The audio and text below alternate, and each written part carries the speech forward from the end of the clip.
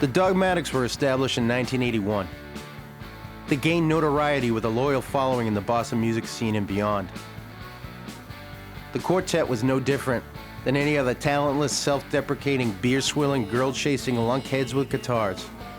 It wasn't about the money, catching a girl's eye, a free round of drinks, or simply completing a song in unison. Those were their rewards. Known for being local punks performing 3-minute spasms of high-energy garage rock with manic fervor, their song Thea Street became an emblematic local hit.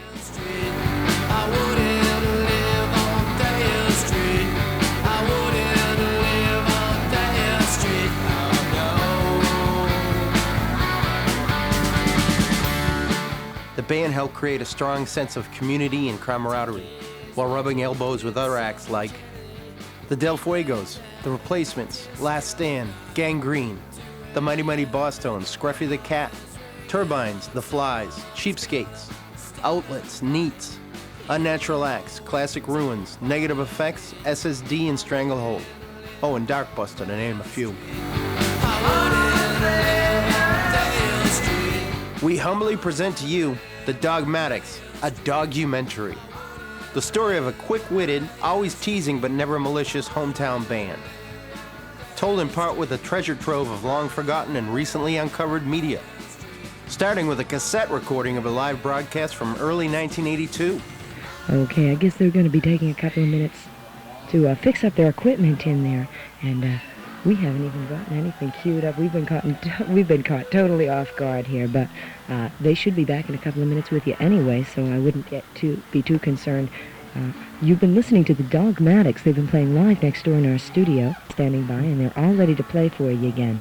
So welcome the Dogmatics back on Metro Wave. Okay, we're back again. This is tasty. 1, 2, 3, 4.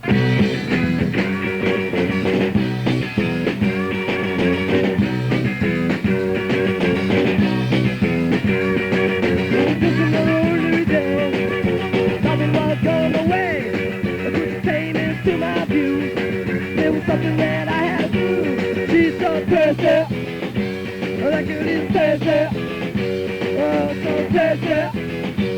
She's so thirsty. I look at her, she looks at me. Along with these recordings, several vintage videotapes were discovered, with footage from inside their Thea Street loft.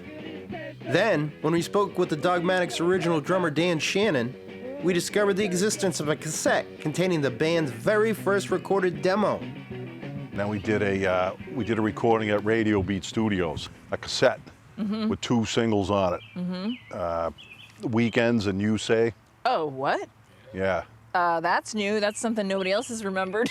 Really? A cassette. I have the cassette.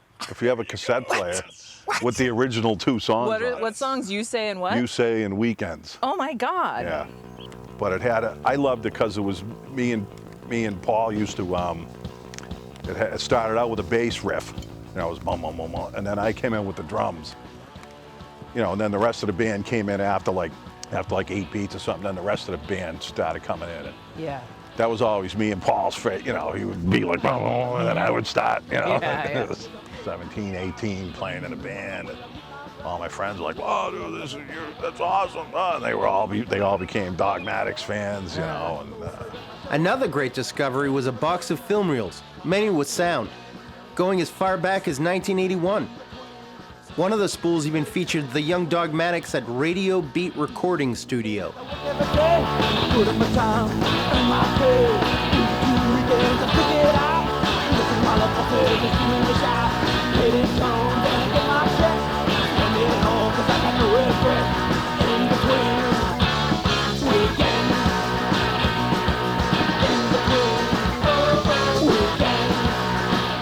As we look into the formative years of the band, we find Peter working at the Apparel Buying Corporation, also known as ABC. So back then I was still like living on the South Shore, and I was working at ABC still, and I met Barry Hall, and we had similar sort of tastes in music. We like learning this and that. And Barry Hall is such a key figure in all of this because there's a couple of different people that brought us from the Rolling Stones into, for me, the Clash and everything like that. Barry Hall was one of them, and this is 79 now because London Calling came out. And the Clash had a commercial on the radio at the time that said, "Hello America, this is London Calling. Hello America, this is London Calling." And it was like obnoxious, and I was like, these fucking guys, it drives me crazy. And Barry Hall said to me, he said, "Hey, you know, that's the Clash. You should check them out," because he said, Pete Townsend even said, if I was 17 years old now, today, I'd be listening to the Clash, not the Who. And we were wearing out live at Leeds at the time on our way to work. We had the tape going, you know, Young Man Blues and all of that. We also found in the film reels footage of the Savage Beasties with Paul O'Halloran on bass guitar. This group was a precursor to what would come next.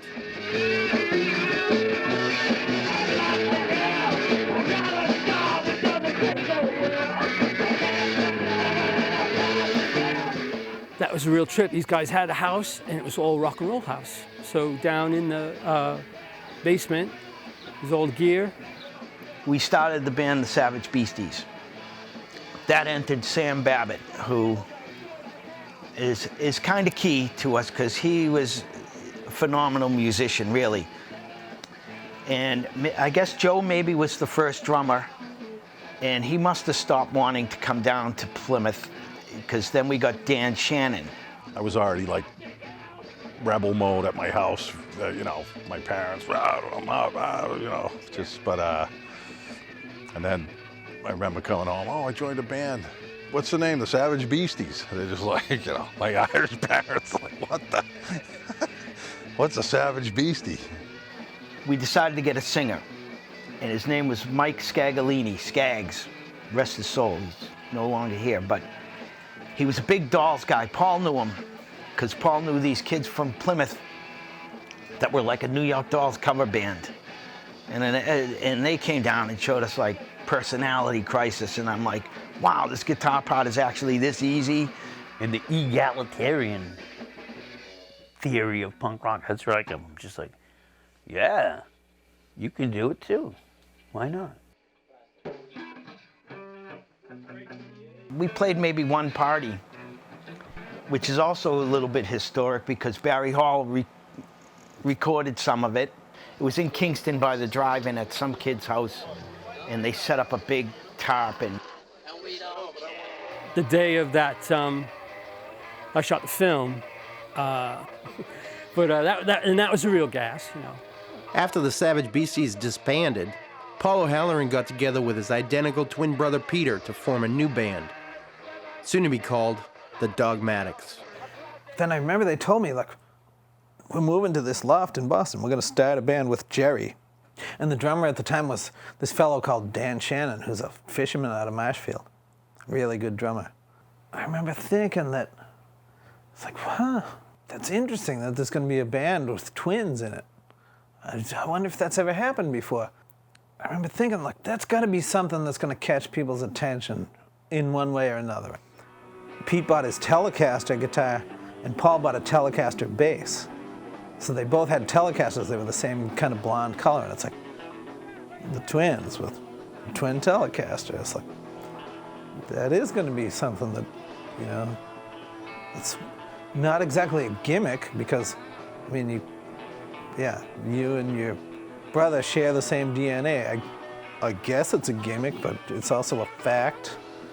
And you both have Fender-made guitars. But one thing about their sound, too, I want to say. Jerry played a Les Paul. It's kind of gritty sounding, a little distorted. Pete played the Telecaster, and it kind of has a country western twang to it, you know? And a lot of people think, oh, we want to have a band that we want it to sound kick-ass. So they'll have 2 distorted guitars and maybe 2 Les Pauls. And they miss the mark because it's just like, and they're stepping all over each other's notes because they have these same frequencies that they're trying to play, and they want to sound really kick-ass, but and they end up sounding like a miserable, pathetic mosquito, really, which is the last thing they would think they'd sound like. But when you have a kind of a crunchy guitar and a country western twang guitar, and you put that together, like, it sounds really cool. You know, because you can tell the difference between the two sounds, and each propels the other one.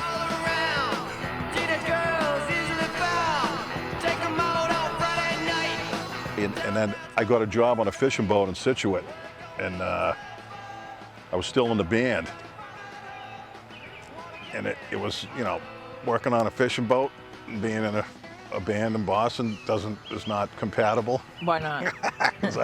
I'd get you know, we'd be at a gig or a party at the Loft, and you know, I'd leave at 2 o'clock. I'd have to be at the boat at 3:30 or something. A.M.? A.M. Yeah. You know, so.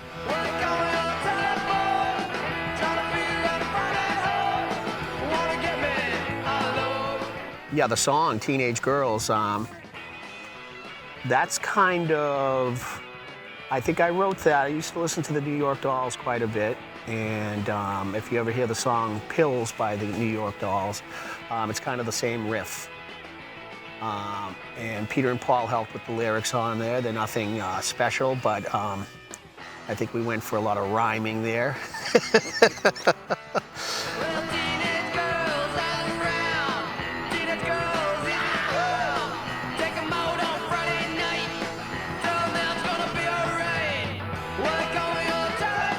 So we knew we had to get another drummer. TK lived on a street in Orchard. His family moved to Squantum. Moved to Squantum, and he knew this kid, Tommy Long, that was a drummer, or wanted to be a drummer. And so we met him. He was only 17, and he joined. And, and he's been trying to quit ever since.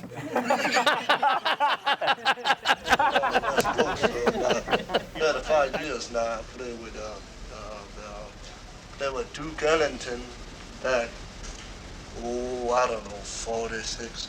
And we be in the studio, you know, from about 12 hours straight. We be beat from a count to a stomp's time we get out, you know. Public service, 1, 2, 3, 4. Why are the Dogmatics called the Dogmatics? Well, I would go to what they say. Hey, stupid, go to the dictionary. Dogmaticism, it's like a strident adherence to rules, most notably in religion, most notably in Catholic religion. So here we are, the Dogmatics in Dorchester, Mass, Boston, Irish Catholic, and that's me too. I mean, that's a whole ball of wax right there. We used to call us IRAs, Irish Religious Alcoholic. You know, there's a whole stereotype there. When a word somehow kind of echoes in your head and you're like, yeah, I know what that, I don't know if I know what that means. I'm gonna just find out what that means, you know. And I looked it up, it says, to express yourself in an authoritative and arrogant manner, and I'm like, that's kind of funny. Yeah, that's a good name for a band, okay. No.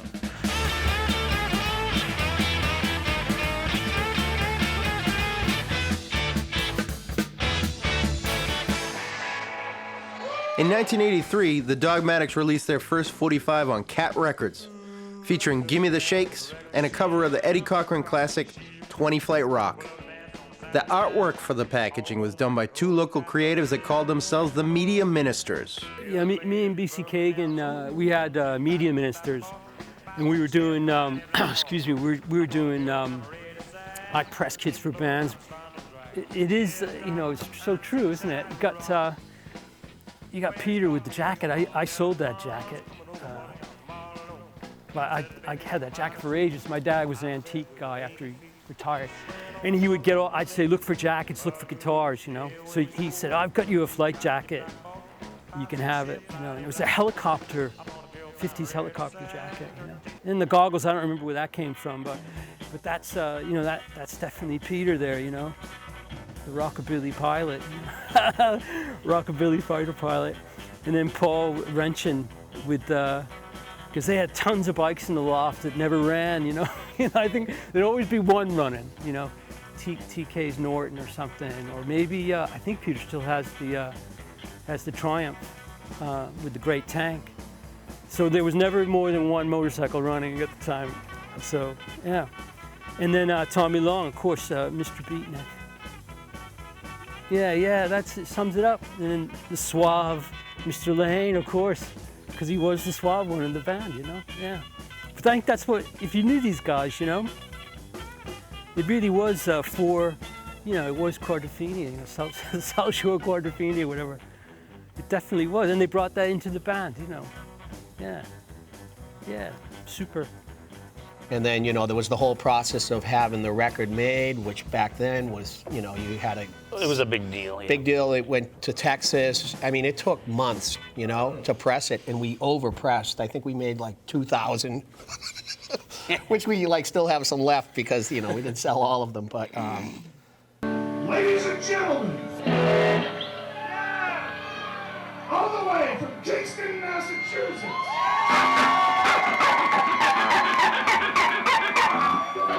the Dogmatics.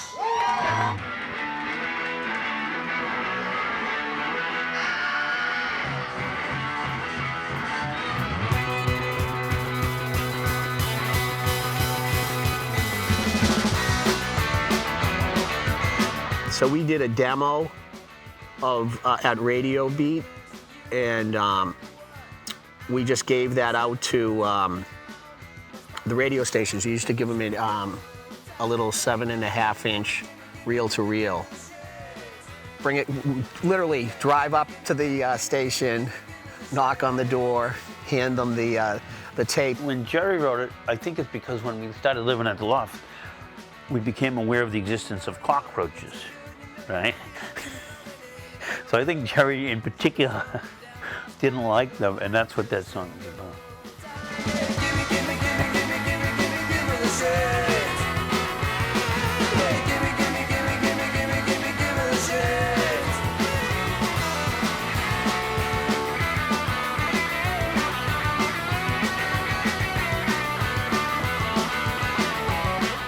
So that's a fun song, you know? It also gives you the opportunity as a guitar player, when it goes down to just drums and bass, to walk over to your amplifier and take a swig off a beer. Me and Pete would often do that together, look at each other, raise a beer, and take a swig.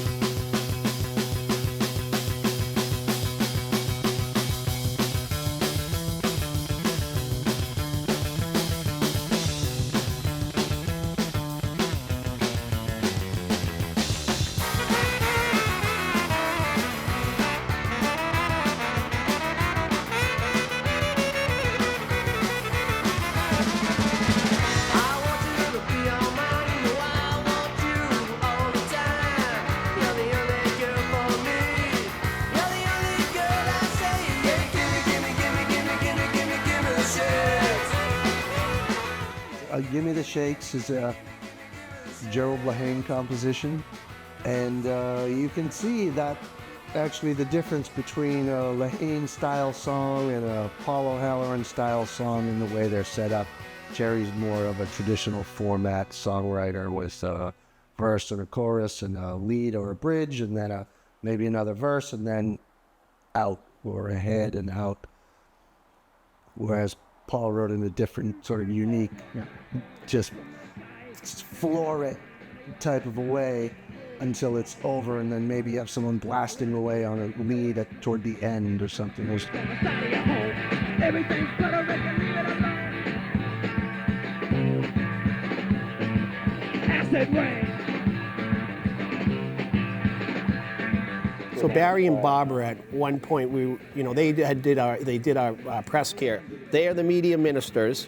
They were on Winter Street in Boston. They had a loft over there. And look, this was done in 1983.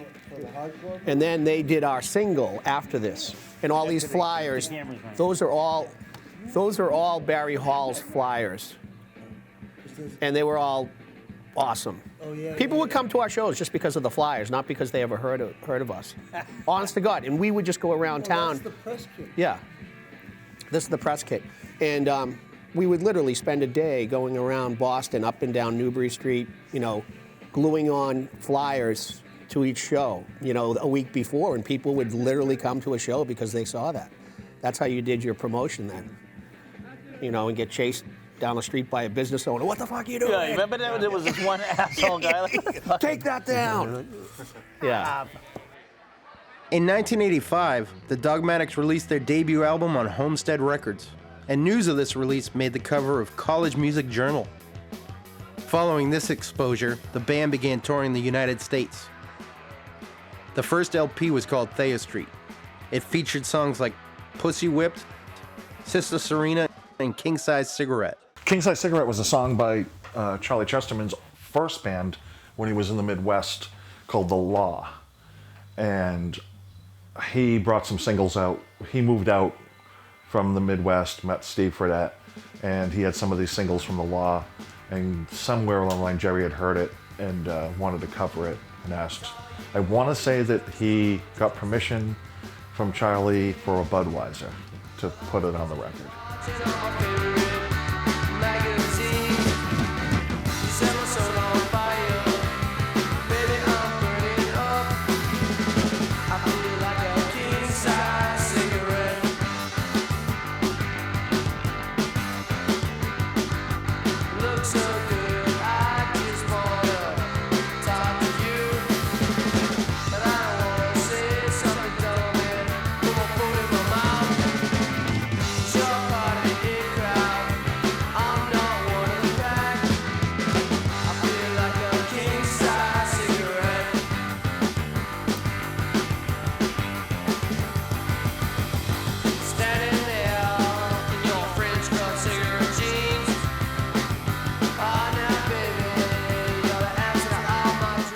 A big fan of The Law and Charlie Chesterman as a songwriter, and a person, and a guitar player, super nice guy.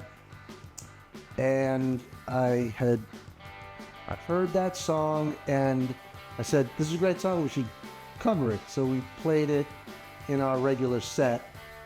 I don't think we ever learned how to correctly play it until we played it with Charlie a few years ago at the Paradise, and I remember him going through it with Jerry and saying, oh, that's the way you do it? Well, I'll just do it your way, you know, and he did it our way, or Jerry's way.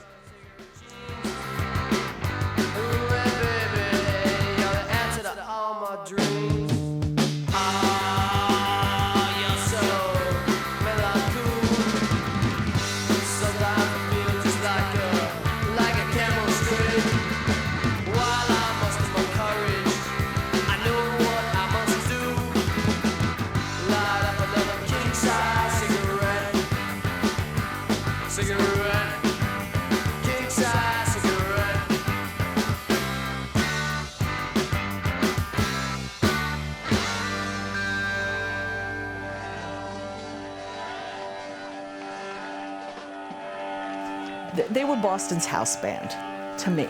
You know, like, there were the Del Fuegos and there were other bands, but the Dogmatics, you would see people from every scene. And there were a lot of them in Boston at the time that would come and enjoy the Dogmatics. You know, there were people from the hardcore scene, there were people from the art band scene, there were people, you know, there were just plain college kids, there were metalheads there. Everyone enjoyed the band.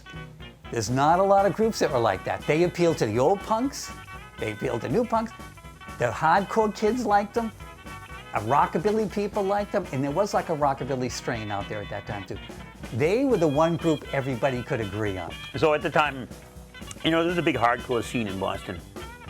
For the most part, we got along with a lot of those guys because we played in a lot of all-age bills with them, and it was like, hey, that's cool, and like all the young people, but they were kind of like, you know, a little bit younger, so they were a little bit more like, you know, we know everything, you know, and like, yeah, relax, guy, you know. So like, you know, it was something that was easy to mock, and that's, hey, that's what we do, you know. So we, you know, wrote a song just messing with them.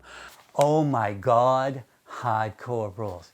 What a piece of genius that is. Number one, that song starts out with them like sort of just buddying around, like they have that in-studio patter going on. Hanging around in Kenmore Square, riding a pony in my hair. So he starts singing out that dun dun dun dun dun dun, like Skip to the Lou, like it's a, you know, a square dance. And then he has that famous thing when he goes, yeah, I call you stupid, look it up in the dictionary, right? Which is a schoolyard taunt, right? Don't be stupid, look it up in the dictionary. Hey, nice stew. Where'd you get the whiffle? Then they stagger into the song, which is a pitch perfect criticism of hardcore outlook, you know, strident outlook of a hardcore fan. That is so, what great storytelling. Minimum amount of words, minimum. They captured that whole narrow-mindedness there, and they did it lightheartedly. I mean, most people laugh at this song, despite the fact it's scathing. It's a scathing indictment of these hardcore people.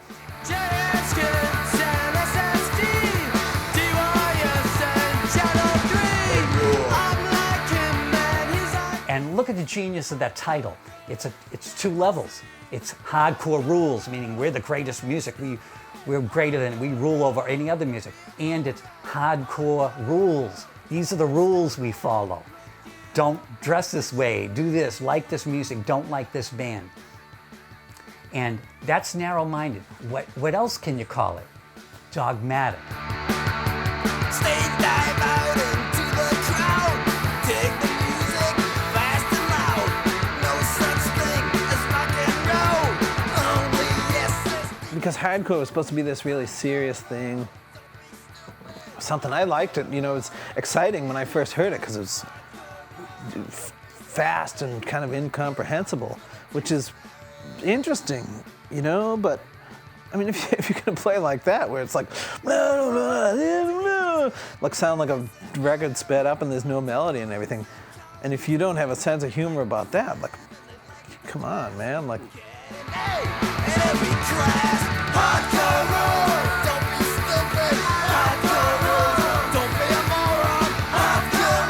So we're probably like in the middle of that on the punk rock spectrum, probably. Because we could go either way. We'd be like, this song is a roots rock sounding song, and this one maybe a little more the other way, you know? Yeah, I think we were just trying to play. We weren't trying to just fit into any care. kind of, you know, genre. We would, Yeah. you know, And I know to me, like, hardcore seemed like kind of one-dimensional. Yep. You know, but it was good, and we had good times playing with a lot of those bands. The biggest fans of the song were the hardcore, the skinheads, the hardcore crew, the guys with the X's on their hands who supposedly didn't drink or smoke weed. Until you were drinking and smoking weed with them, then you found out that they may have been some hypocrisy involved. What they taught me about music is to have fun. That's why people like those guys, even still, is because it's fun. And they didn't take themselves too seriously. They learned the lesson from Mad Magazine, which is a lesson which isn't learned often enough. And that lesson is, you can cut anybody to the bone as long as you cut yourself through the bone. Then that gives you license to do that stuff. And so that's why they can have a song making fun of all these super self-serious hardcore bands, which they certainly were. And they got plenty mad at that too, you know, but the Dogmatics were like, if you're listening to us, you have a lot bigger problems, you know? And also, despite your limitations, you should go for it and do it. One day, Paul came down and he said, hey, I have a piece of music and you need to help me write the lyrics to it. It's gonna be called MTVOD. So we passed the paper back and forth and we wrote it in about, it's less than 10 minutes.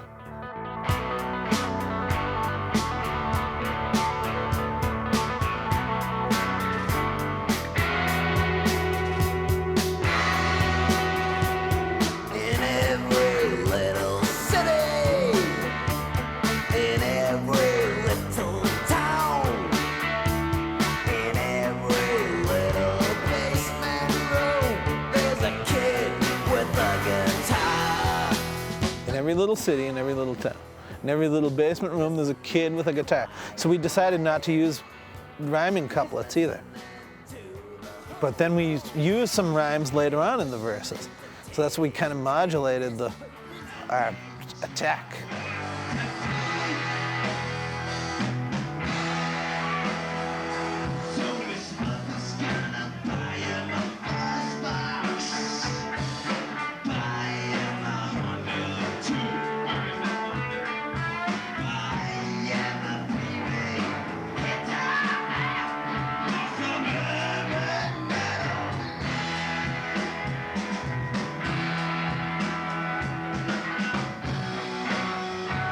I think there was an oversaturation of MTV at that time.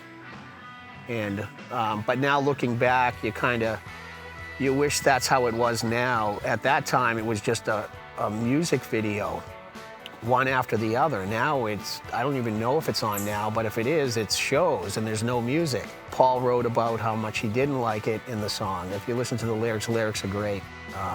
Really, really thoughtful and detailed. He's sitting in front of the TV. He's watching channel 31. Watching MTV night and day.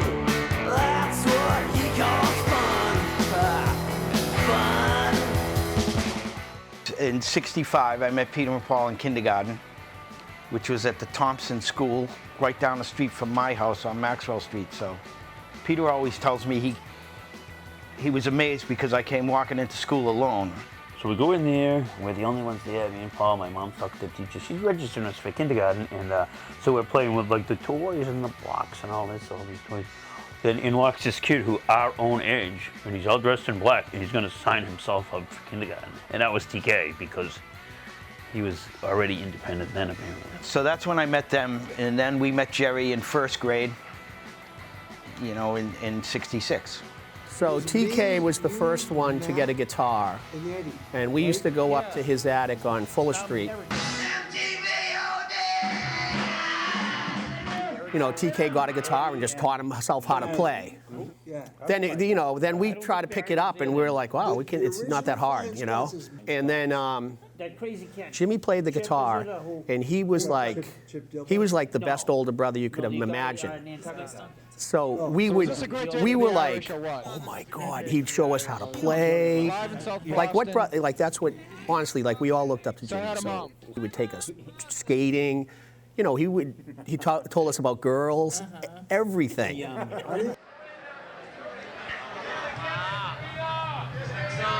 story. So my nana used to beat the shit out of us for 16. And I went to school together.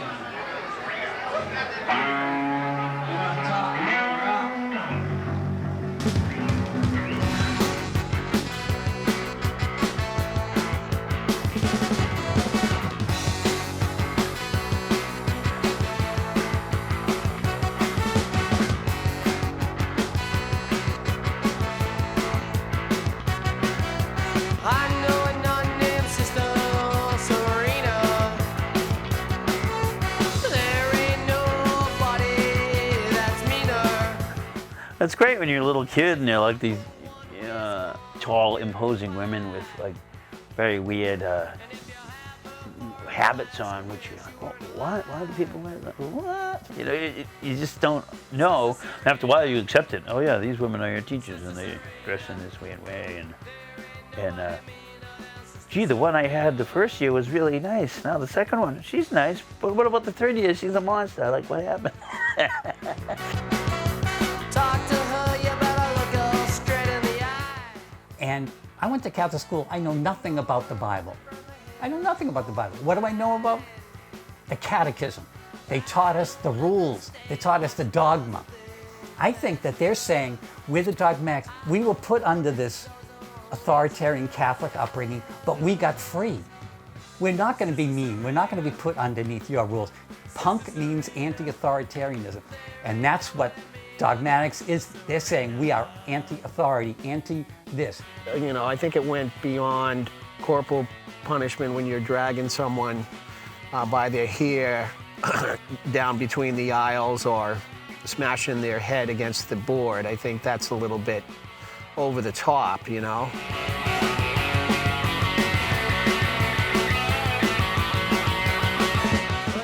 I mean, she was tough, that's all I know.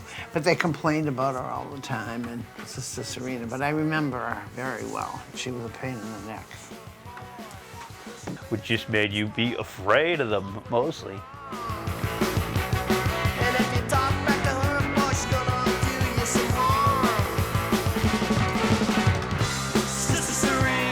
There was a Sister Serena probably in every school, every parochial school. And, and they were allowed to get away with what they did because your parents would always say, you probably deserved it. Sister Serena. I hope next year that I get Sister Lorena. In 1986, the Dogmatics released their second album, again on Homestead Records, featuring a cover of Crazy Caven's My Little Sister's Got a Motorbike. This sophomore release, titled Everybody Does It, ironically and finally included an actual song called Thea Street. I wrote that song about Thea Street, which kind of encapsulates a little bit of what it was like there. The South End was kind of a dangerous area. You had the Pine Street Inn, which was 2 blocks over. It was a derelict area. There was your classic bucket of blood bar. Joyce Lenahan, who is now the assistant to the mayor of Boston, she had this idea to put on this talk show, it'd be a punk rock talk show. They had couches lined up and they would do some talking. And then they came to me with this idea of doing Lifestyles of the Poor and the Middle, where I just made fun of that show, Lifestyles of the Rich and the Famous. We drop in the Dogmatics in the understated elegance of their Thea Street hideaway, soon subject to urban renewal. One of the things I did is I was talking, I think, wrapping it up at the end, and to make it visually interesting, we were in the loft at the time, I think it was Peter on his motorcycle, did what they call a donut, if you know what that is, which is skidding your back wheel around and going in a circle, and he did a donut with me in the middle. And the noise, the smoke, and the potential dying in the middle of that was very prevalent. It was a stupid thing to try. And they were doing that jousting on motorcycles inside a loft, people. You have to think about that. The skid marks are probably still there. What a style you have here, Paul. Did they force you to go in this room? No, I chose it. Why would you choose this particular room? The view. Great. You know, a lot of suburban people can't appreciate a cityscape like that. The space had the freight elevator and a toilet and a sink. We had 8 first. That was smaller. I think that was 1,500 square feet. We moved to 16, and that was 3,000 square feet. And we all had sort of like semi-private conditions. Nobody really had any, would hang up an old carpet like, oh, this is my room. Both places did not have bathrooms or rooms. We built them. We did have a practice space, and we had access to the freight elevator. And we're on the 4th floor. It's a 4-story building. I don't mind saying it, I was the glue. I was the one who made sure we were paying rent, we were doing this. If we needed that, we got this. When we started playing, I was the one who got a PA, I got amps, I had the stuff. There's kind of always got to be that yin and the yang, to make something happen.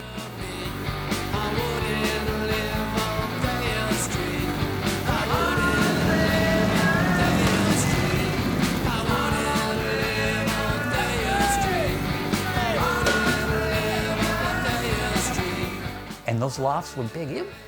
People, they loved other bands and they would invite them into the loft and have a scene. It was a wonderful feeling time, I have to say, for Boston rock. There was a regular sidewalk, probably right about here. Then there was a horrible street that was so bumpy. Might as well have been a dirt road. It was so packed up. Massive potholes. That was Thayer Street? Yeah. Okay. And then I couldn't imagine living in that environment now, but back then it was perfect. So I was with my best friends that I grew up with in school. We're starting a band, and we had no rules. Our first time out of the house, at 19 years old, and playing clubs and having parties after hours and practicing there. And the rent, we actually survived on the band. Most of us didn't work. in fact, I can tell you the story about, I had this old Chevy van, and so the street would get, your car would get burglarized all the time. So it was almost better off not locking. So I had, in the days when the vehicles had a fly window, well, that was knocked out. So I really couldn't keep it. So one day, I gotta go to work. I jump in my my van, and I'm going down the street because where the street was. And just as I'm thinking to myself, oh my God, what is that awful smell? I hear a voice in the back. The guy goes, hey, slow down, let me out. And there's a hobo sleeping in the back of my van, and Jesus Christ, did his feet stink. And I'm going, buddy, don't fucking sleep in my van. Come on, get out. And I'm thinking about Paul. It's like, so you know our recording of Saturday Night Again? You know, that part where, and I haven't listened to it for ages, but there's, I think, JG, our keyboard player at the time, there's the one where he's going into his piano part, and in the studio you can hear Paul go, wow! That says it all right there. That's what it was like. True. So how is the Dogmatics career going? Up. Well, since I know we got to keep turning down offers from like every major label in the country. It's like pretty bad. We just don't want to. We know they'll ruin our fun if we ever did sign. So that's all we're doing. We're going to stay on an indie label. Excuse me. What's he doing? We're going to stay on an indie label, purposely. Make a long story agonizingly longer. It must be hard being a Dogmatic. No, not really. Yeah, easiest thing in the world. The Dogmatics started out as a young, scrappy band playing local dives. 40 years later, they're an old, scrappy band playing local dives. Been useless banana head all of my days. Live my life in a drug-induced haze. Pick my head and eat all the bugs. Why must I be a teenager on drugs? Next song with apology, Dylan on Belmont. 1, 2, 3.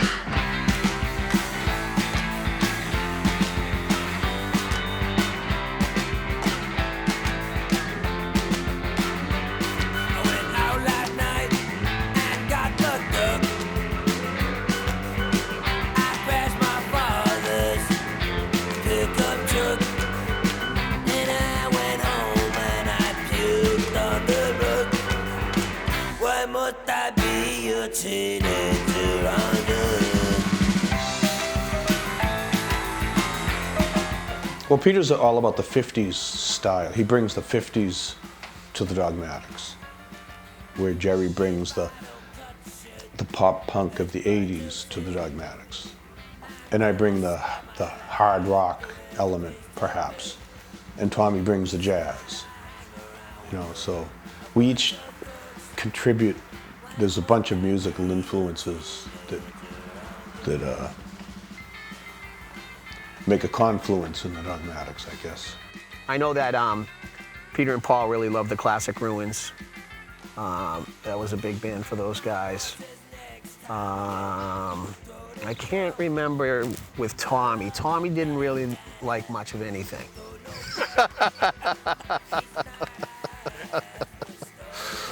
We all liked a little bit, or at least appreciated enough of the sort of music that the other guy, your fellow bandmate, appreciated. Oh yeah, the Teenagers on Drugs song, that was a big joke. That was actually written by my cousin, Huck McPhee. He did? Yeah. Well, I gave him writer credits on it because, well, he used to sing it like as a joke, ha ha ha, like chorus and stuff. So I just made up some other parts to it, and it's just that same chord progression. Then I go, I'll give him writing credits in case I get sued by Dion and the Belmonts, and his ass will be in the sling too.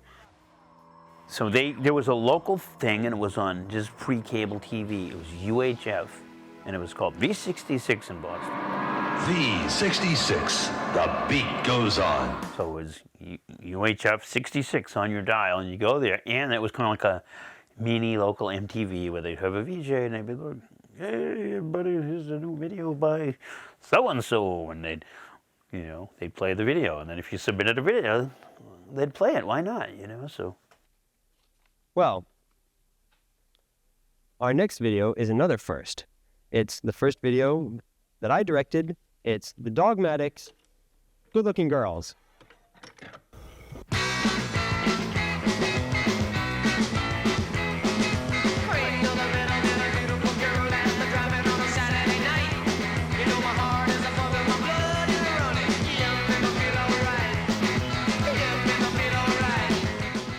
MTV was quite young at that time, and there was an explosion of interest in making music videos just to get exposure. And I'm not just talking performance pieces, I'm talking those concept videos. I had heard of the Dogmatics, their flyers were everywhere, and my good friend Julie was their manager. So I had just started working at a post-production facility in Kenmore Square when Julie came to me and said, and asked if I would be interested in editing and directing a music video for the 45 release of Good Looking Girls. And without hesitation, I said yes. I had access to the equipment there, and I had a lot of friends who would help out.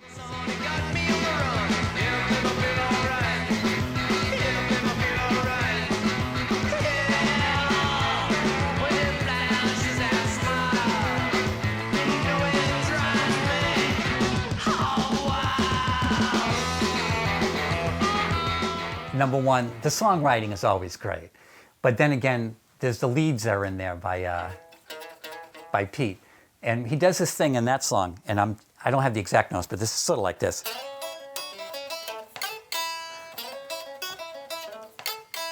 And it's so, number one, it captures your ear. You hear that song, and it skips, it's light. And it just, that's what you get over the songwriting. And this is, to me, it's a lot of what they are, is that lick. It's just it's a schoolyard taunt. Ha ha! It's a schoolyard thing. And they are so schoolyard in a lot of the things they do.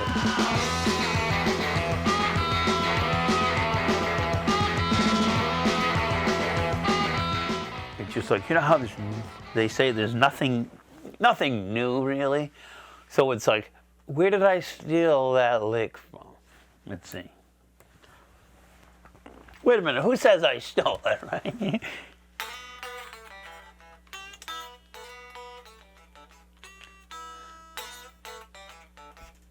Susie Q, or Smokestack Lightning, Howlin' Wolf. It's like, it's a riff, man,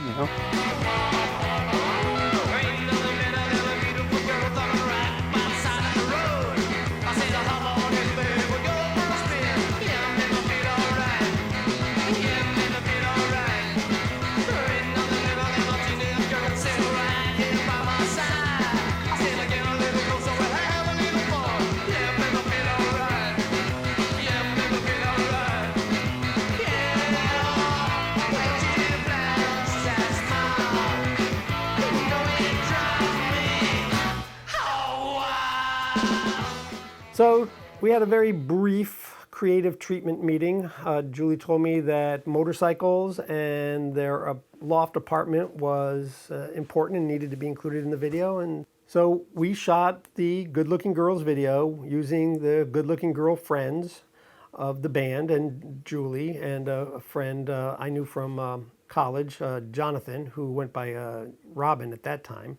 And we shot it in various locations around Boston, and including, my apartment.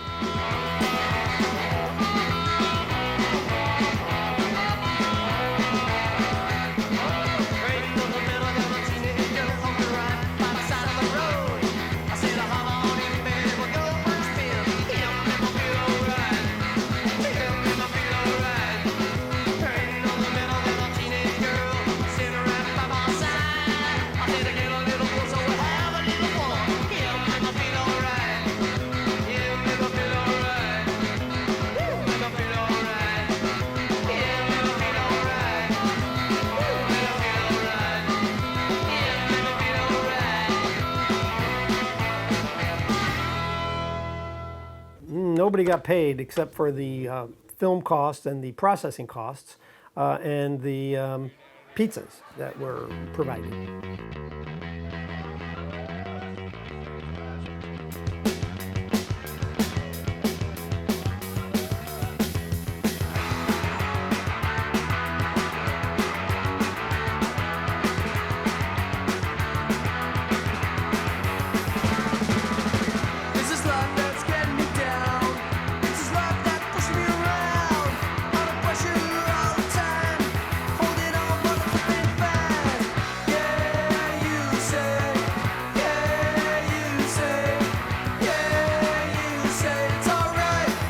Dogmatics are a rock and roll band, just straight up. Look, I've come up, I believe I came up with this phrase. I call them the blueprint of Boston Garage Punk 101.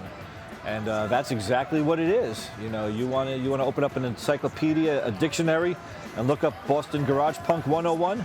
Dogmatics should be the first band listed there.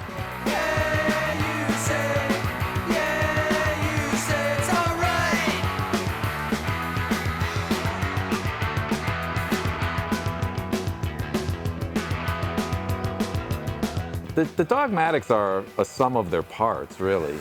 You know, those guys, I've always said that, you know, they're the Rolling Stones of garage rock, because it doesn't work when you split them up. You put them together, and it's the sum of the parts. They just sound great together. Alone, you know, it's a little different.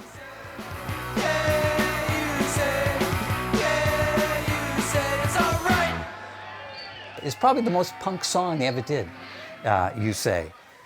And Pussy Whipped is slow-paced. You know, it's leaden, it's like a slow march. So they can go either way. They're not like a one-trick pony. And this is where you begin to see the genius of Tom Long on drums. He can play a fast beat, like a punky thing, and sound completely, you know, solid on that, or he can do these slower things, which are harder to do. When Pussy Whip, that could sound slow and leaden and plodding, and it doesn't. Especially when they covered Summertime by the Unnatural Acts in 2019. That's a very slow, sort of leaden song. Does it plod? No, it never does, because Tom and Jimmy on bass are so solid. It's slow, but it has a quality to it that doesn't drag. Tom is one fantastic drummer, and he's perfect for the Dogmatics. As a matter of fact, I think the Dogmatics sound as we know it, that's Tommy Long. If you had a different drummer, he wouldn't sound the same. That overall sound, that's Tom. And I don't think people realize that, because the singers are always so, you know, in your view, that's the main guy thing. But Tom, he's doing a lot. He's very interesting drumming. I learned to play those Dogmatic songs by watching the bands that went on after us. So I would watch Paul Murphy from The Liars, from the side of the stage, and basically I didn't have a notebook in my hand, but I was just stealing outright everything that guy did. And then funneling it through, filtering it through my brain and applying it to my sensibilities. I was the whole road crew. I had some mixing board experience, some sound experience. I had a lot of roadie experience, guitar tuning experience, and all of that. So I kind of did everything from carry the equipment in and carry it out to mix and sound at some of the shows. And I don't know, I brought a lot of beer from the bar to the band on stage. They already had a record deal, or just had signed a record deal when I started managing them. And it was Julie that did all of she got all the triptychs and how to get from one place to the other. And if she wasn't there, I don't even know if we could have all done it, because you had, 5 guys in a van at 22 years old giggling and drinking beer, and I don't know how that would have went off without Julie. You know, a lot of babysitting, a lot of den mother kind of stuff, you know. I later became a middle school teacher, and, you know, nothing can train you better to, you know, run a middle school classroom in New York City than having worked with Dogmatics for 3 or 4 years.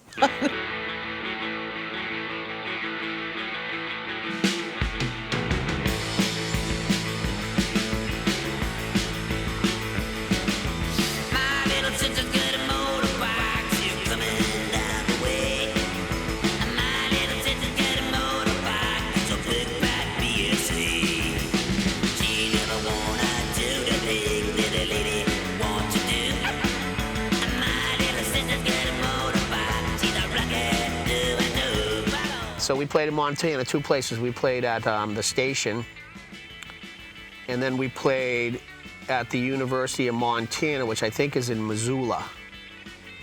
I think that's where the university, and we played in the cafeteria at lunchtime. Where there were punk rockers doing this stuff while we were playing, and other kids that were just like horrified having their lunch. But it's a university, so it's huge, you know. But that was pretty fun.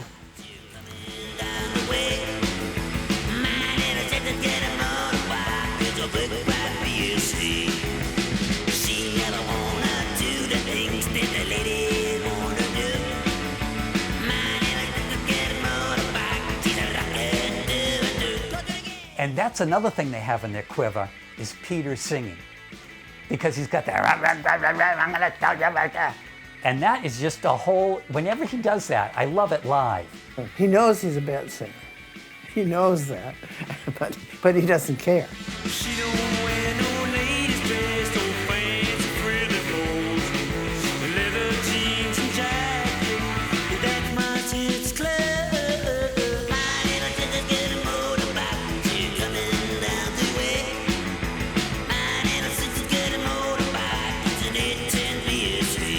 That motorcycle used to reside, it lived at the loft. We used to take that up the elevator. Pete used to drive it up a plank onto an elevator, a freight elevator. We'd take it up to the second floor, drive it into the loft, and be parked in the middle of our loft along with 4 other motorcycles that were sometimes working, sometimes not, depending on, you know, how, I don't know what the word is, but yeah. So it would be if these guys were not being lazy, if they were not sleeping and they decided to work on their bikes and get them going, you know. So.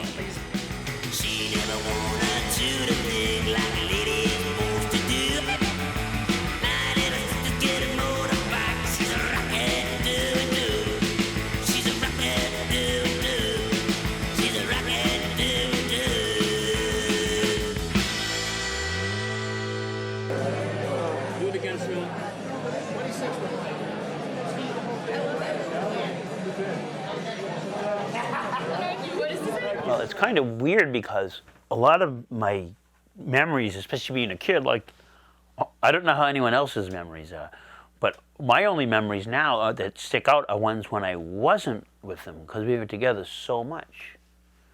So I don't know if that's a weird twin thing, but I'm sure, I don't know if this is a good place to tell the story about when I was 4 years old. So we did everything together. And if you're used to having a twin brother, you're just used to having a twin brother. Somebody that looks like you was always like with you and in front of you. So for some reason, I must have been 4 years old or 5 years old. It's on the periphery of my memory. But my father used to take us to Joe the Barber's in South Boston. That's where he used to get his hair cut. And so I guess it was a Saturday or whatever, and he took me there. But for some reason, Paul was sick, so he had to stay home. So, you know, I'm 4 years old, whatever, I go to the barbershop, and my dad opens the door, I go in the barbershop, but there's a full-length mirror down the other end, and I went, Paul's here, and I like ran to the end, and I just smashed into the mirror. So, I think my dad had to explain the situation, you know, like, yeah, you know, and I'm sure they got a big laugh out of it. I had talked to Paul on the phone, and he was coming down here with his friend. He didn't say how he was coming or anything. He just said he was coming with Eddie McGarry. And then the phone rang. It was late, and the phone rang, and it was Social Hospital. And the doctor said, there's been an accident. It was well into 1986, and the Dogmatics had just finished up their second U.S. tour. They were hitting their stride and starting to accelerate musically when tragedy struck on October 23rd. My brother Paul O'Halloran was killed in a motorcycle accident. The pain was so great from this devastating loss that hopes of continuing the band were dashed. Once that night happened, I just didn't believe it. I found out about it from the worst of sources, just somebody I didn't really care for, coming up and telling me, like on the street when I'm pulling up home, you know, Paul Halloran's dead. I'm like, what? Get out of here. He was killed on a motorcycle this afternoon. I'm like, get out of here. And then I went up the loft and you could see that was true. I think a light went out in Boston that never was relit. Maybe that's bold. Maybe there's bands that would think that that's ridiculous, but I think there was. Certainly the Dogmatics, and the Dogmatics were one of the premier bands in the city at that time. But I always missed, you know, my buddy, Paul. It was a terrible loss to the band and the music community. I mean, if you ever witnessed the turnout for that dude at benefits and parties and every night when you're walking down the street or going into a club, you know, people would always approach you and tell you a story. Stuff that I never knew. And I would say, wait a minute, where was I? Oh no, you don't know. We had our own secret relationship with that guy. And so Paul really left his mark on a lot of people in Boston, yeah, and beyond. It was probably the saddest day of our lives, easily. It was like everything stopped, everything slowed down, and like the world ended. That's how it felt to all of us, you know. And then, you know, I don't remember when Peter came home, but when he came, you know, I couldn't even console him. I couldn't do anything. We couldn't even console each other. We didn't know what to do. We just had never ever dealt with something like that. Yeah, I mean, and that was it, you know. It was, everything stopped after that for a long, long time. Yeah. And it is the one single saddest thing that has ever happened in the Boston rock scene. That's it.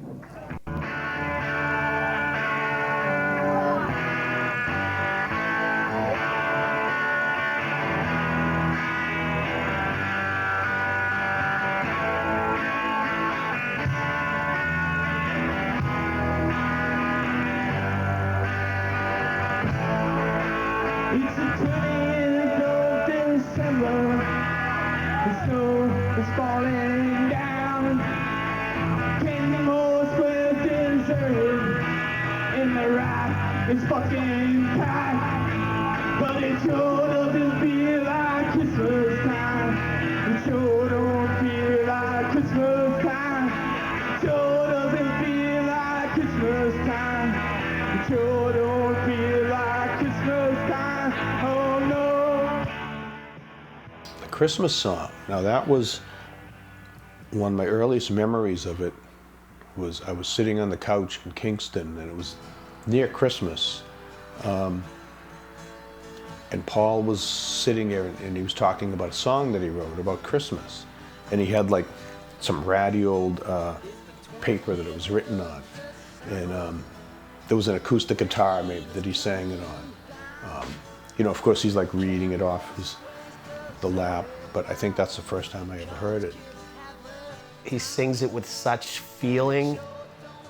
It's, you know, to some people that's, you know, one of their favorite Christmas songs, even though it's a heartbreaking Christmas song, so it's kind of weird why it resonates with, you know, people when Christmas is supposed to be happy. So you get this like kind of raggedy, big, too tall tree, and it was just like, who cares, the Christmas tree, you know, it's short money. What I remember is on Christmas, I bought the Christmas tree and it was on the porch. And I was going shopping and it was too tall for him. I said, cut the tree down a little bit.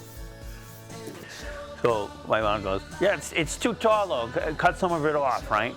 So we just shook it out and he lobbed about like 2 feet off the top of it. And that was like this crappy square Charlie Brown. Yeah. Instead of cutting the bottom off. And when I said to him, Paul, what did you do? He just laughed and said, you told me to cut it off. It has a sad it always did have a sad feeling to it, you know, because back then it seemed the weather was, we didn't really have winters then. It was like, and it was just miserable. And, you know, the rain is coming down in Kenmore Square. That's like, it captures that feeling. It was just like shitty, you know, instead of being a joyous white Christmas snow falling. We were somewhere and we were getting a sub, and like, there was this homeless guy like begging for money, and he just had this like a turkey and cheese sub he just got, and of course we're starving, but he just went over and he gave the guy half, and he's like, here, you gotta have a plan, man, he says to him, and he like, so that's the way he was about stuff like that, you know. Christmas Time was a song written by Paul. It was 100% Paul's song about being bummed out at Christmas and poor and who knows what else. And we were able to, through our manager, to get Jonathan Paley, who's a Boston rock heavy hitter, to work with us. So he also wanted to meet with us. And I think it was the night before. He met with us at the Rat and he said, you guys have a reputation. I don't want any fucking around. Be on time in the studio. He's very professional and a super talented guy. Be well rested. Don't go out and get fucked up the night before. So, you know, just like anything, like getting ready for a big game or something like in sports. Okay, that was my analogy. So I of course, I went home. I went to bed nice and early, had some milk and cookies. Good beer up here in Canada. He said, you know, I know you guys. Don't pull the shit with me. You know, you shouldn't have told us not to do something. He left the Rat. We stayed there drinking. We went back to the loft and engaged in some more activity, some extracurricular, mind-altering substances. Stayed up very late. I don't think ever slept. Paul and I, who could get in trouble together, right, very well. And, you know, Jonathan Paley can't tell us what to do. So by the time we showed up at the studio, we were basket cases, at least I was. And I don't think he was doing too good either. And I was wiped out and had to do several recordings of the song. And again, that voice from the inside the booth kept coming, but this time it was Jonathan Paley. So it really was God. You know, yeah, Tommy, you want to do that again? Yeah, do that. No, and I would even just start it, you know, one note, start over. And he said, cut it in half, do the Phil Spector thing. So I tried that, boom, boom, pop, boom, boom, boom, pop. You know, Phil Spector, famous for it. The night he left, yeah. So it's a great thing and it works, and he was right. So I did that a few times and he said, you have one, I have to lean forward because that's where the imaginary board is with the big button and the glass. And he said, you have one more chance, then I'm going to come out there and do it. So armed with that, the threat from Jack Paley, I said, that's it. I bolstered my courage and pulled it off. And I thought it came out okay. And I thought I was free. You know, now I'm done. Not true. Now I had to play these jingle bells that were 4-foot-long sticks wrapped with bells, and they weighed about 11 pounds each. And I had to play them in time with headphones while everybody was in the booth. And the mood was lightening at this time, and that was like the last thing to do. So, and it was hot as hell. So Paul ran out, mercifully got a pack of Bud Talls, I remember, and I was cranking those and trying to play the jingle bells on time. Ba-boom, ba-boom, ba-boom, ba-boom. Now I'm down to my underwear because it's so hot. And everybody in the booth is just looking at me like in various states of just like, disbelief or uncontrollable laughter or pity. I think I saw some pity on a few faces. And we finally pulled it off and, you know, wrapped it up, and it was done. That was that radio beat.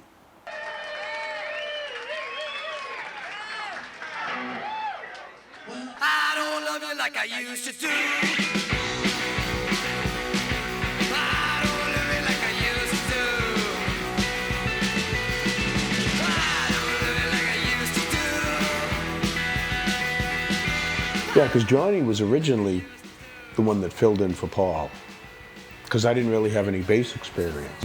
Paul was like the spark of the band, I think. Of this, well, he was a spark of rock and roll in Boston back then. He was a bright spot, and so he'd get really enthused at times like that, and that's what people like, I guess. And sometimes I feel the same way. I think maybe his spirit jumps in me or something when I'm playing, or I like to think that. I don't know, like I think of him a lot when I'm playing. Yeah, so we had a Telecaster bass also. So it was kind of like, you're like twins, we got the same color tele bass, tele guitar. It was just, we fell into it, you know.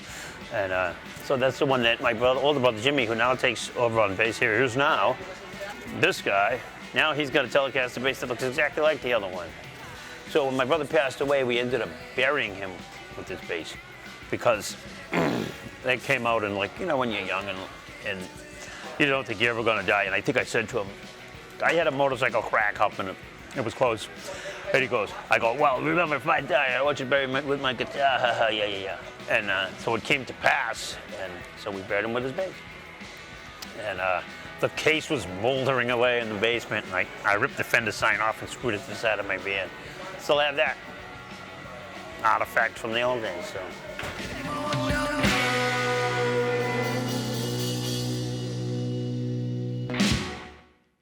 Well, every so often we'll do like, oh, you guys want to do a benefit, or you want to do this, you want to play at this place, back comes so and so. You know, it's nice to be asked. It's nice to still be on the radar screen, whatever. So, yeah, we'll do that once in a while. But we're like, oh, we kind of just agreed, let's do some more stuff.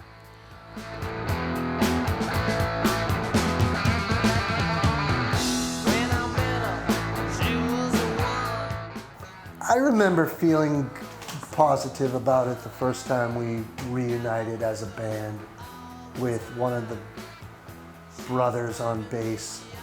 That was a big part of it for me. I remember that I had someone with the same attitude, fucking DNA. That made it work for me, because it was like playing with the same person, with mild subtle differences. But to have one of his brothers there was perfect.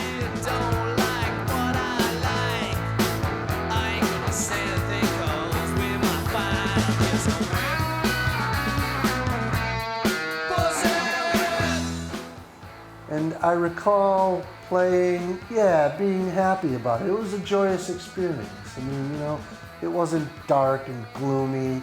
It was a celebration of a guy's life who played great music and taught me a lot about it. And now here I was able to play with someone who he taught a good deal about music, his little brother.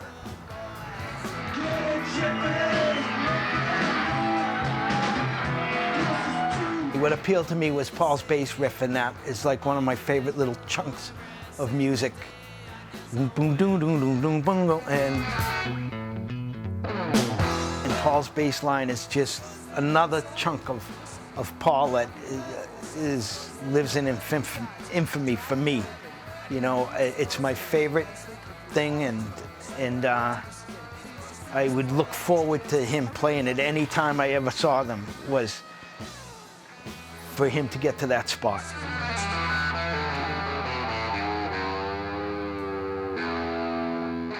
To do it a benefit, we'll do it, you know? Yeah.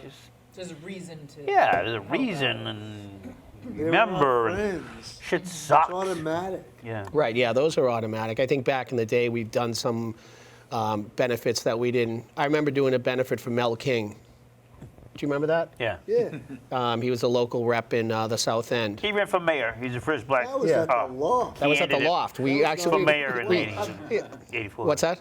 A benefit at the loft? It was We did a benefit at the loft for Mel King to raise money for his campaign for mayor. Yeah. He didn't win. But so what? Who cares? We had a great time. I know. We try to mix it up a little bit, you know. We've throw in- become philanthropists. Yeah. Essentially. Self-parroting. If there's a benefit, we will do it. It is true. You know, we used to be only in it for the money, Yeah. which was huge. It was. Yeah, you're right. I Until mean, you the went payoffs bankrupt, yeah. were miraculous.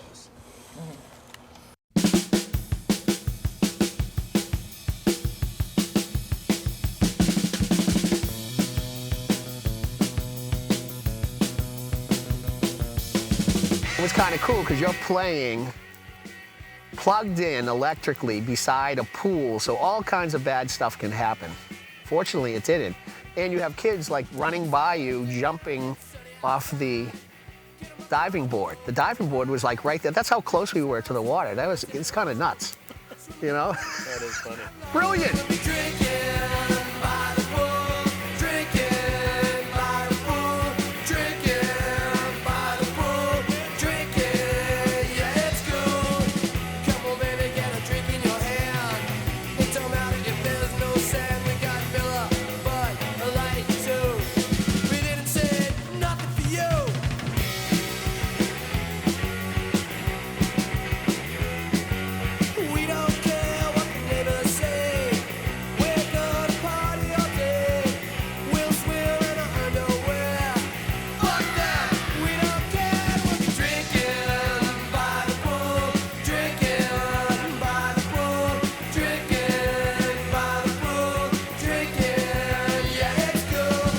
I think we're in a great situation now. I mean, we basically, you know, we're fortunate to have pretty much the same band we've had.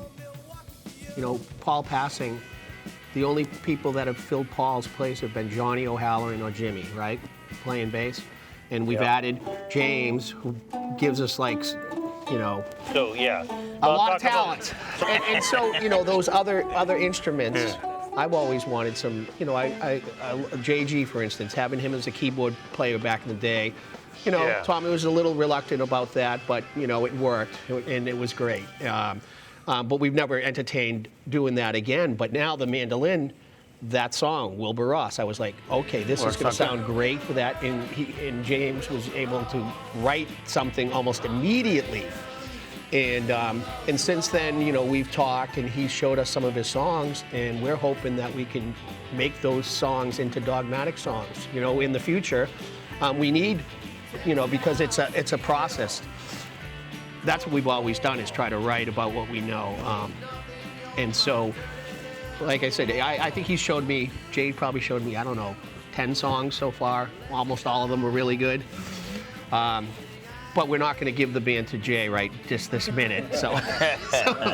But we've got to get Pete's song. I'm like, so, and actually Paul has some songs that we are going to definitely re-record. Acid Rain is definitely, I can't wait to play that and record that. It's such a great song. Acid Rain is a great song because it is old and it's absolutely current now. The issue is right out there. It's worse than it ever was. That acid rain issue is sort of in that whole climate change issue.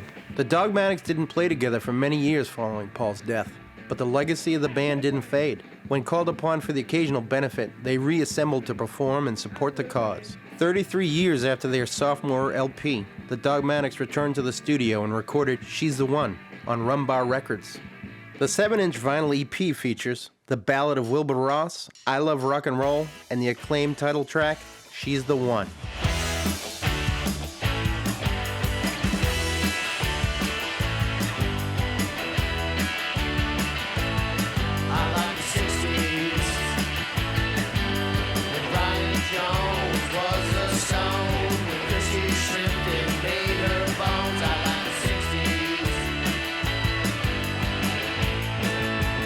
It's really great to be in a studio that's both like relaxed and professional at the same time.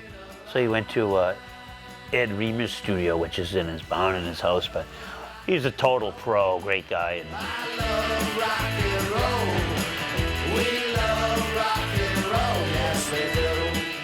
you know, the Dogmatics, they just have that thing about they're Boston. There's never been a more Boston band than the Dogmatics. Even the group Boston. I never got any hometown vibe from Boston. But the Dogmatics, when I hear them, it just brings back the idea of we're in Boston in this situation.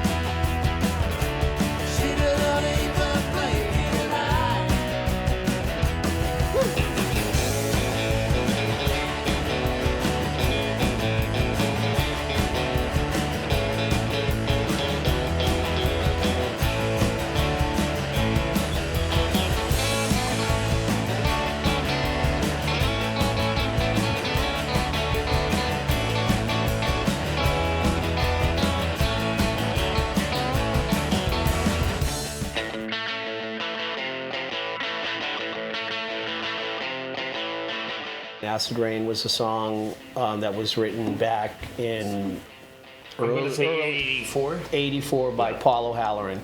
And we were fortunate enough to find a Metro Wave tape so that we could get the exact lyrics.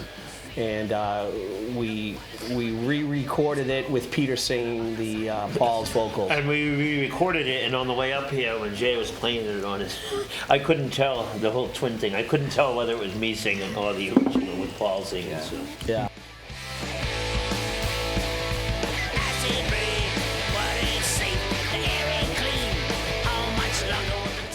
They're not, to me, they're not an 80s act. They're not a revivalist act. They're not a reunion. They're not an oldies act. You know, they are a band, a current band. They are today's current band.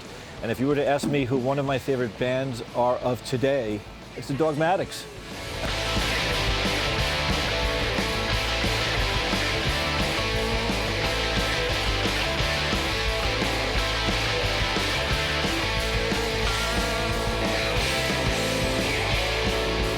The Dogmatics have continued to evolve with the times, while still remaining true to their fundamental garage rock sound. They enjoy experimenting with variety in their recordings. In 2022, Rum Bar Records released the band's latest EP, Drop That Needle, which is seeing strong play from both their longtime fan base as well as new listeners. Oh, so anyways, so this right here, this is great. Serious questions. This is, been released. It's done really good. We're very psyched. We have a great relationship with Rum Bar, with Lou. Lou's awesome. Yeah. You know, it's just like we call him up, oh yeah, we got new stuff. All right, we'll put it out. And that's how it is. Oh yeah, I wrote the song Automat Kalashnikov. It's a 2-minute history of the AK-47 rifle. I wrote it just before the whole Russia-Ukraine thing started, and I could have added a little anti-Russian "fuck you, Putin" to it, but I missed that boat, and it's already out. So.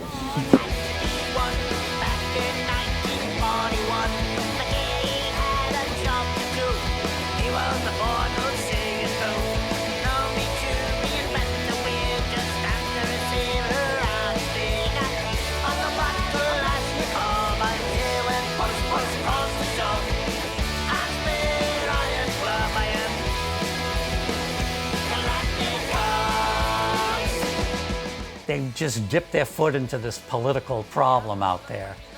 And what a job they did with that. They took this very, very heavy subject during the time when there were school shootings and everything else to step in there and do this song about AK-47s. They're pumping it out punk style. So it's a typical Dogmatics thing. It's a sugar-coated pill. It's a hard subject done in a sweet way. And they got away with it, and yet what they're doing, there's no mistake of what they're doing and saying.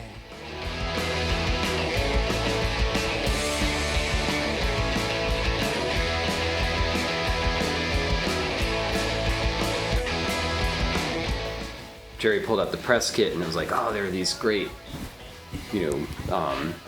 graphics from the different concerts that they were playing. So we were able to like repurpose those. Yeah. And just like the fact that there was the one that we used for the Automat Kalashnikov single, that it was this perfect, like vulture on a machine gun, and we just we communicated with Barry and it was like, can we use these graphics? Can we alter it? I'm gonna alter it to look like an AK. Yeah. So it's like, but that's all we had to do. Yeah. And it was just sitting there perfectly. Pulled out some of the image, some of the venue specific stuff, and that's where both that graphic and this one came from. Right. So it kind of came full circle, being able to use this stuff that was part of the press kit. So this song, "Drop That Needle," was written upstairs here, and where we practice. So we were doing it on acoustic, and me and James were like singing "Drop That Needle" over and over and over, and it was, it's just like when you were younger and you heard a song. And you listened to 45s, like Grand Funk Railroad. Grand Funk, Right. like something like that. Terrific You play it again, and you kept doing that.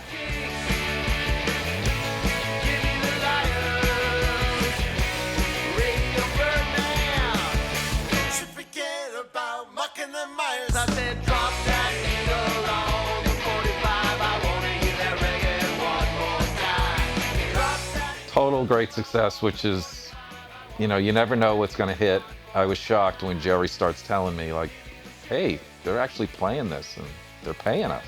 So that's a rarity in this low-level rock and roll scene,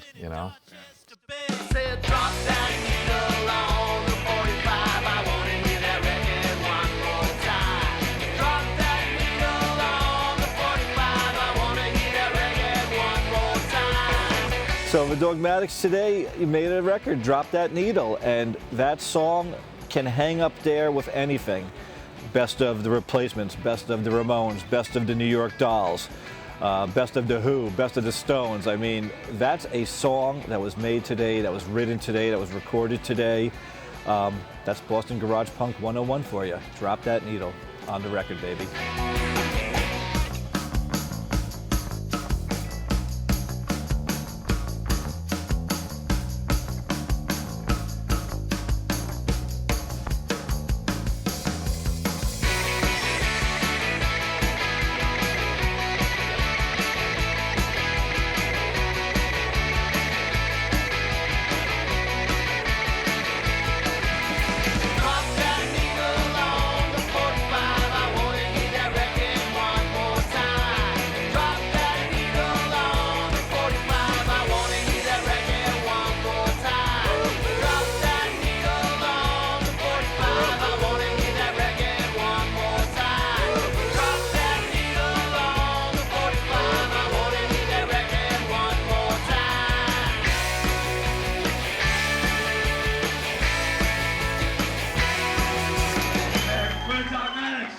Good night.